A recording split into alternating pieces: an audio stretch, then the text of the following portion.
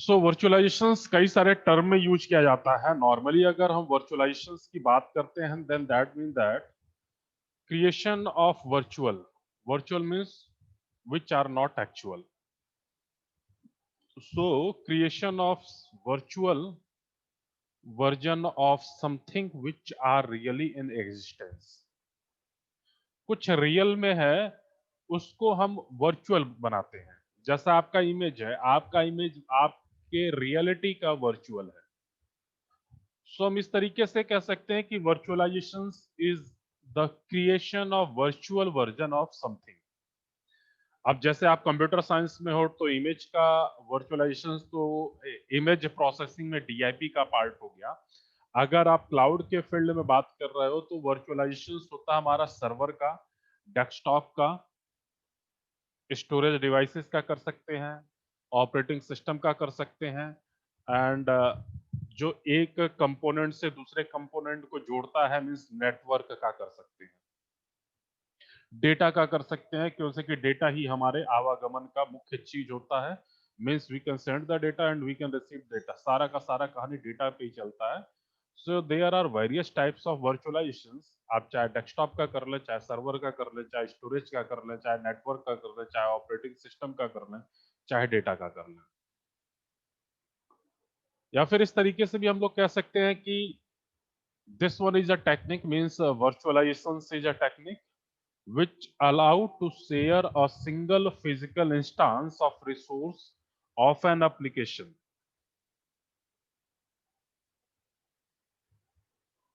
Means ये एक technique है और इसके द्वारा हम एक सिंगल फिजिकल रिसोर्स है या सिंगल फिजिकल इंस्टांस है किसी भी एप्लीकेशंस के लिए, तो उससे मैं मल्टीपल कस्टमर के बीच में शेयर कर सकता हूं। अब बीच में शेयर करने का मतलब मल्टीपल कस्टमर को या मल्टीपल ऑर्गेनाइजेशंस को शेयर करने का मतलब है कि एक जगह पे मैंने अपना ओरिजिनल चीज बताया और उसको मैं वर्चुअलाइज करके 2 लोग 3 लोग 4 लोगों को शेयर कर रहा हूं, जिससे वो बाकी जो रियल में एग्जिस्ट नहीं कर रहे हैं या फिर हमारे नेटवर्क प्लेस से दूर हैं या हमारी प्रेमाइसेस से अलग हैं, वो भी हमारी चीजों को रिसोर्स को यूज कर लें। जैसे आप लोग नॉर्मली वर्चुअलाइजेशंस करते हो कि ऑपरेटिंग सिस्टम का अपने कंप्यूटर पे, अपने लैपटॉप पे वर्चुअलाइजेशंस करते हो कि नॉर्मली विंडोज पे आप लाइनक्स रन कर लेते हो या यूनिक्स रन कर लेते हो, तो वो कॉन्सेप्ट हमारा ऑपरेटिंग सिस्टम वर्चुअलाइजेशंस का होता है।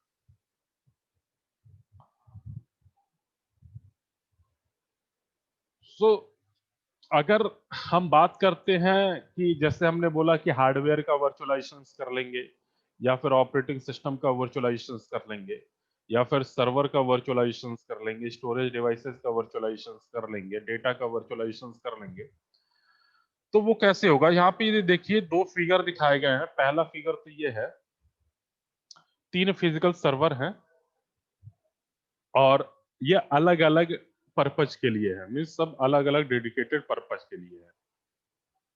पहला है कि मेल सर्वर है, दूसरा हमारा फिजिकल रिसोर्स वेब सर्वर के लिए है एंड तीसरा है कि लीजेसी एप्लीकेशंस को रन करने के लिए, इंटरनली लीजेसी एप्लीकेशंस को रन करने के लिए।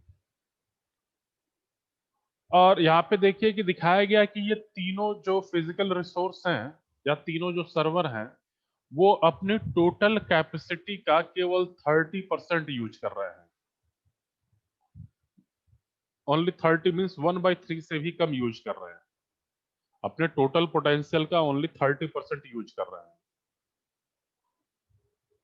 और जैसे कि हमें पता होता है कि जो भी लीजेसी एप्लीकेशंस होते हैं, जो कि हमारा लीजेसी एप्लीकेशन सर्वर पे है या फिर नॉर्मली जो भी लीजेसी एप्स होते हैं या एप्लीकेशंस होते हैं, वो बहुत ही इंपॉर्टेंट होते हैं हमारे इंटरनल ऑपरेशंस के लिए। तो अगर कोई भी चीज इंपॉर्टेंट है तो हम उसे एक अलग जगह सुरक्षित करके रख सकते हैं, जैसे कि यहाँ पे लीजेसी एप्लीकेशंस के लिए एक अलग सर्वर बना दिया, मेल के लिए मेल सर्वर बना दिया और वेब के लिए वेब सर्वर बना दिया। तो ट्रेडिशनली हमारी यही कहानी है कि अलग अलग सर्वर पे अलग अलग चीजें हो गई और ये केवल 30% यूज कर रहा है, तो बाकी जो 70% है वो तो वेस्ट हो रहा है। तो बाकी 70% वेस्ट हो, ये हमारा ट्रेडिशनल है कि it was often easier and more reliable to run individual task on individual server, जैसे कि server one operating system task, and it was not easy to give one server multiple brain. But with virtualizations, we can split the mail server into two unique, one that can handle independent tasks, so the legacy app can be migrated. तो यहाँ पे देखिए, legacy app को हमने free कर दिया, या वो सर्वर जहाँ पे legacy एप्लीकेशंस थे उसको फ्री कर दिया, और जो legacy एप्लीकेशंस यहाँ पे यूज हो रहे थे, रन किए जा रहे थे इंटरनली, उसको हमने किसी तीसरे सर्वर पे डाल दिया जहां पे स्पेस अवेलेबल था। मेल सर्वर पे डाल दिया, तो मेल सर्वर का यूटिलाइजेशन 60% हो गया, और लीजेसी एप्लीकेशन जिस सर्वर पे रन कर रहा था वो फ्री हो गया। तो इस तरीके से हम वर्चुअलाइजेशन का कॉन्सेप्ट यूज करके ये काम कर सकते हैं कि keeping security in mind, we can split the first server again so it could handle another task. Increase its use from 30 to 60%, और we can use 30 to 60 to 90%। अगर वेब सर्विसेज को भी हमें खाली करना है, वेब सर्वर्स को भी खाली करना है, तो इसके जो अंदर के सर्विसेज है उसको उठा करके भी हम मेल सर्वर पे रख सकते हैं। तो अब हमारा टोटल 90% यूटिलाइजेशन हो जाएगा और वेब सर्विसेज हमारा खाली हो जाएगा। तो ये सब काम हम वर्चुअलाइजेशन के ही थ्रू करते हैं, वर्चुअलाइजेशन के थ्रू। तो अब कई तरीके के वर्चुअलाइजेशन होते हैं। नॉर्मली हर एक तरीके के वर्चुअलाइजेशन की कहानी अलग अलग होती है। जैसे कि आप लोगों ने डेटा के बारे में पढ़ा है, तो पहला है डेटा वर्चुअलाइजेशन। फर्स्ट थिंग कि डेटा ही होता है। तो डेटा वर्चुअलाइजेशन मीन्स होता है कि डेटा का वर्चुअलाइज करना। कई तरीके के डेटा होते हैं, कई बार आप लोग पढ़ चुके हो। और वर्चुअलाइजेशन से पहले एक टॉपिक आप लोगों ने पढ़ा होगा, हाइपरवाइजर। तो हाइपरवाइजर क्या काम करता है, ये वर्चुअलाइजेशन करता है। सो वर्चुअलाइजेशन के लिए हम हाइपरवाइजर का यूज करते हैं, और इसका यूज करके हम डेटा का वर्चुअलाइजेशन करते हैं। तो डेस्कटॉप का वर्चुअलाइजेशन, डेटा का वर्चुअलाइजेशन, या फिर ऑपरेटिंग सिस्टम का वर्चुअलाइजेशन, तो उसके लिए अब सबसे पहले हाइपरवाइजर का कॉन्सेप्ट क्लियर होना जरूरी है। और वो हाइपरवाइजर आप लोग समझ भी चुके होंगे, देख भी चुके होंगे, तभी उसमें कोई कंफ्यूजन नहीं है। तो अगर बात करते हैं कि जो मेन इंपॉर्टेंट थिंग है कैरेक्टराइजेशंस का, उसमें आता है कि hardware virtualisations, operating system virtualisations, server virtualisations and storage वर्चुअलाइजेशंस।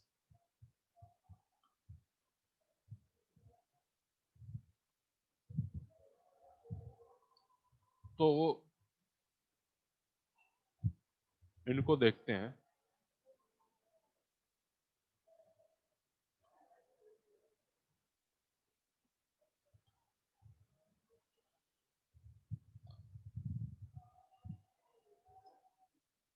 Hardware वर्चुअलाइजेशंस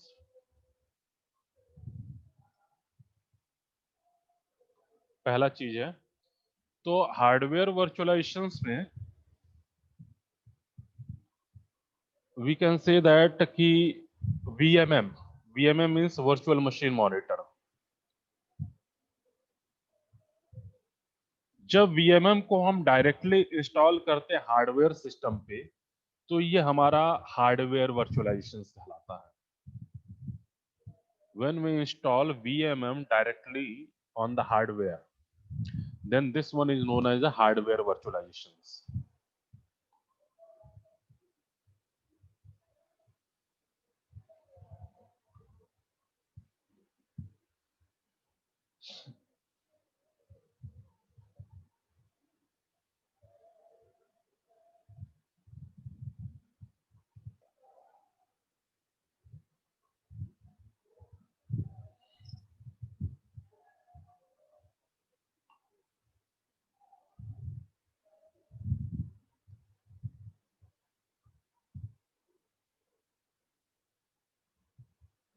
first thing means when the virtual machine software or virtual machine manager VMM is directly installed on the hardware system, this one is known as the hardware virtualization. यहां पे भी हमारा hypervisor use होगा, and the main task of hypervisor or the main job of hypervisor is to control and monitor the processor, memory and other hardware resource. ठीक है, तो जो हम hypervisor यूज करेंगे, the main task of hypervisor is to control and monitor the processor, memory and other hardware resource which are utilized or which are using in this process. And after the virtualization, जब virtualizations की कहानी हमारी खत्म हो जाएगी, after the virtualizations of hardware system, we can install different operating system on it and run different applications on the operating system. ठीक है, so this one is the case of hardware virtualizations. Use क्या है? So this one is basically mainly done for server platform because controlling virtual machine is much easier than controlling a physical server. Virtual machine को control करना आसान है in compare of physical server के। तो अगर मैं वर्चुअलाइजेशन का concept use करके एक वर्चुअल मशीन क्रिएट कर ले रहा हूं, तो उस पे अब मैं मैनिपुलेट कर सकता हूं, वो मेरे लिए आसान होगा। लेकिन अगर रियल में फिजिकल सर्वर को मुझे मैनिपुलेट करना है, कुछ चेंज करना है, then that one is a tough task. Second one is a operating system virtualisation, OS virtualization. So अगर हम वर्चुअल मशीन मॉनिटर या फिर virtual machine software host operating system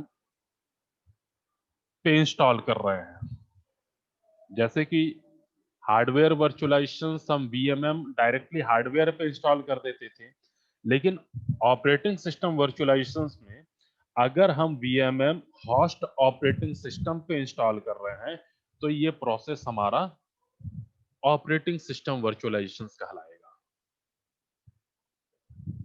so this one is the same thing, बस थोड़ा सा change है। when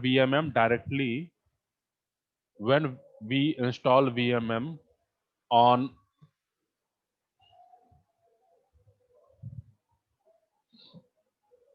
host operating system,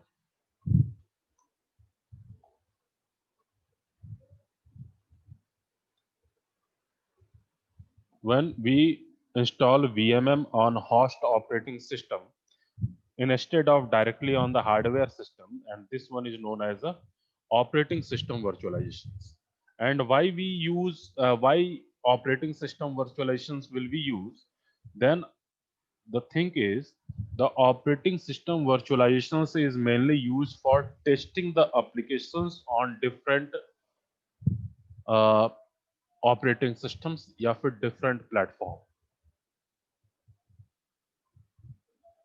जो हम एप्लीकेशंस जनरेट करते हैं, एप्लीकेशंस बनाते हैं, कोई प्रोग्राम आप बनाते हैं, उसको चेक करना चाह रहे हैं कि क्या वो मल्टीपल प्लेटफॉर्म पे रन कर रहा है। तो अगर हम किसी भी एप्लीकेशन की टेस्टिंग करना चाहते हैं, then we use the concept of operating system virtualisations, और हम उस एप्लीकेशंस को डिफरेंट OS पर रन करके देखते हैं that one is a platform dependent और independent. Third one is a server virtualisations. Excuse me sir. जी सर, ओएस वर्चुअलाइजेशन का एक फायदा ये भी होगा ना कि कई बार हम लोग एप्लीकेशन टेस्टिंग के लिए इसको उस सेंस में यूज करते हैं। सर्वर वर्चुअलाइजेशंस, तो अगर हम सर्वर वर्चुअलाइजेशंस की बात करें तो फिर से वही चीज कि अगर हम वर्चुअल मशीन मॉनिटर को डायरेक्टली सर्वर पे इंस्टॉल करने then this one is known as the server virtualizations. So again, when we install VMM directly on the server,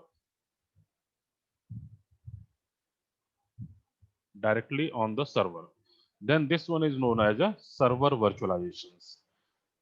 क्यों करते हैं? फिर से वही कहानी, क्यों करते हैं सर्वर वर्चुअलाइजेशंस? कि अगर एक चीज ये देखो,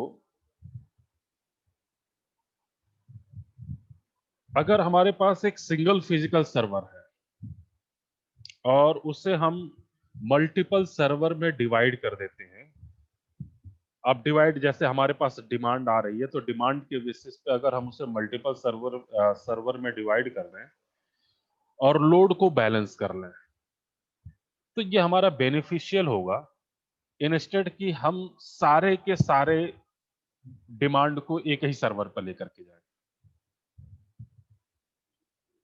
So single physical server can be divided into multiple server on demand basis and for balancing of the load.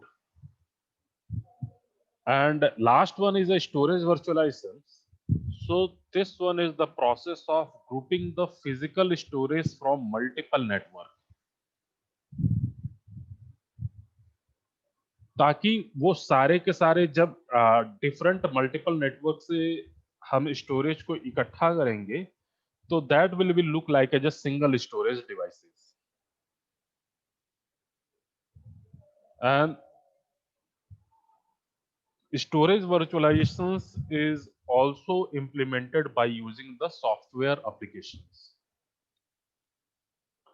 So storage virtualizations means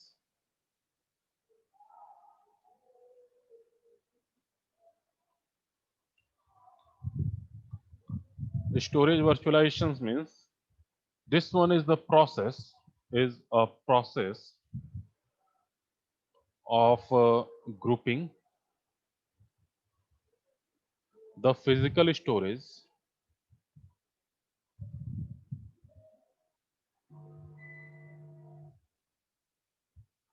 from multiple network storage devices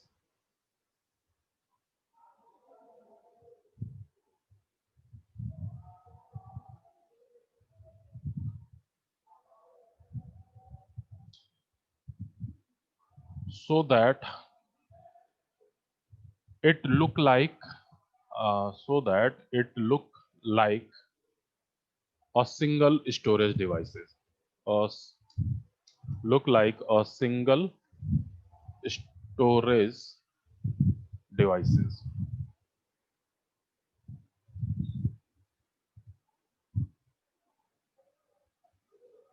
And this one is basically done for backup and recovery. Storage virtualizations mainly done for backup and recovery.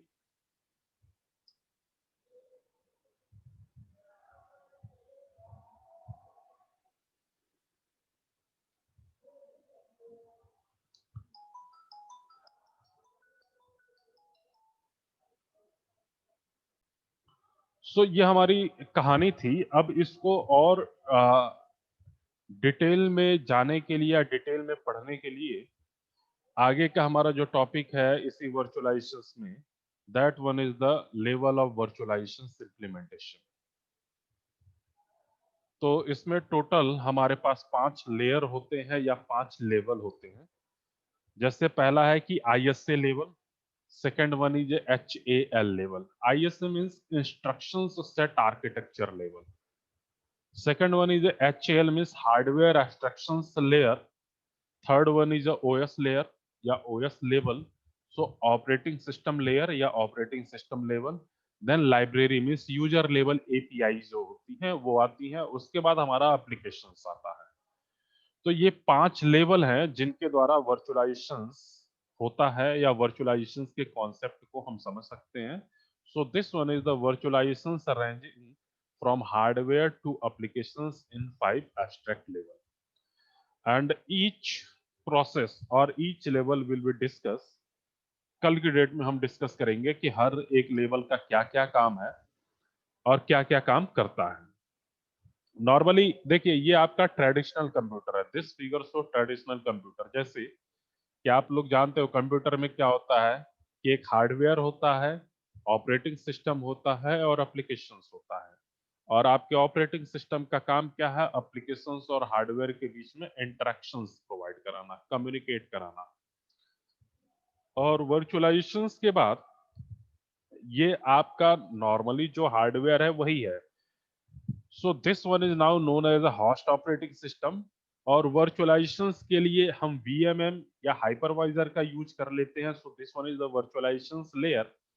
अब virtualisations layer के बाद हमारा क्या हुआ कि जितने भी हम वर्चुअलाइजेशंस करना चाह रहे हैं, जैसे कि हम एक ही विंडोज वाले कंप्यूटर में मैं सोच रहा हूँ कि लाइनेक्स भी रन करे और यूनिक्स भी रन करे, तो कई मल्टीपल ऑपरेटिंग सिस्टम रन करें, तो उसके लिए हमारा एक सेट ये हो गया, एक सेट ये हो गया। So this set is known as a virtual machine. तो अब कॉन्फ़िगर करते समय हम कितना इसे हार्डवेयर यूटिलाइजेशंस देना चाह रहे हैं, वो हम सेटअप करेंगे, गेस्ट ऑपरेटिंग सिस्टम इंस्टॉल करेंगे एंड एप्लीकेशंस जो रन करेंगे। तो ये आफ्टर वर्चुअलाइजेशंस की कहानी है and this one is the before virtualisation. So यही कहानी जो है इसको हम 5 लेवल में या 5 लेयर में आगे देखेंगे।